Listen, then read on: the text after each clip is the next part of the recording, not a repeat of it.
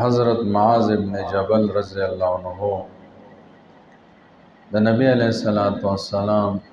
جلیل القدر صحابی دے. نبی علیہ الصلوۃ والسلام د بارے کې فرمائی عالم الناس بالحلال والحرام، فخلقو کې د حلال او د حرام علم ټولو نه زیات دا معاذ ابن جبل سره. مقصد دا چې څوک حلال او حرام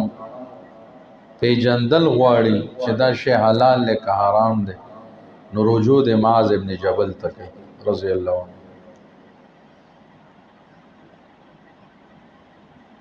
نو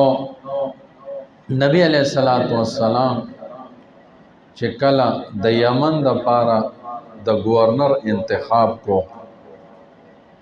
نو نگاه انتخاب په معاذ ابن جبل رضی الله عنه باندې پریوت. نبی علیہ الصلوۃ والسلام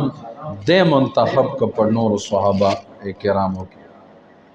د یمن د پاره گورنر انتخاب د دوش. نو چې کله نبی علیہ الصلوۃ والسلام د مدینه منوره نه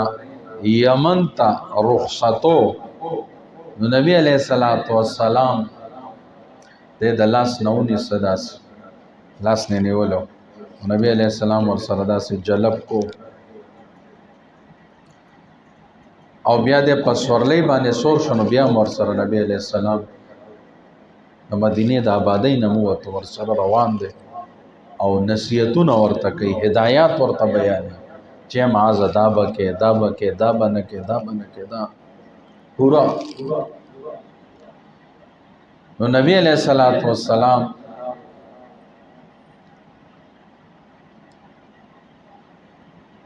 چې کله دته هدایات بیانې کنا، نو لومبه هدایت ورته دا بیانې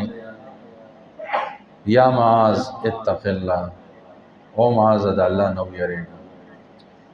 الله نو یریږه. لومبه خبر ورته دا کوي د الله نه تقوا اختیار کوي. ولی زکه چې ته اهل یمن والو تزی د یو عامل په حیثیت سره، نو دا عامل چې د الله تعالی احکامات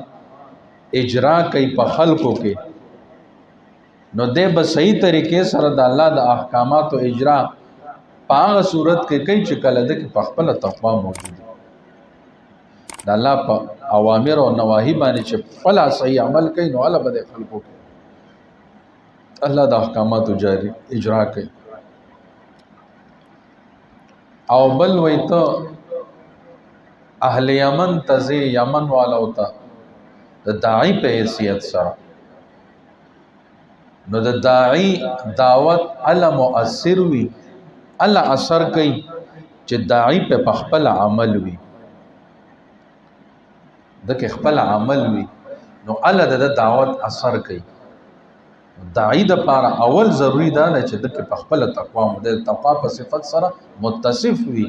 نو الله به د دعوت کې اثر وي. او دا رنګ ته د اسلامی سرحداتو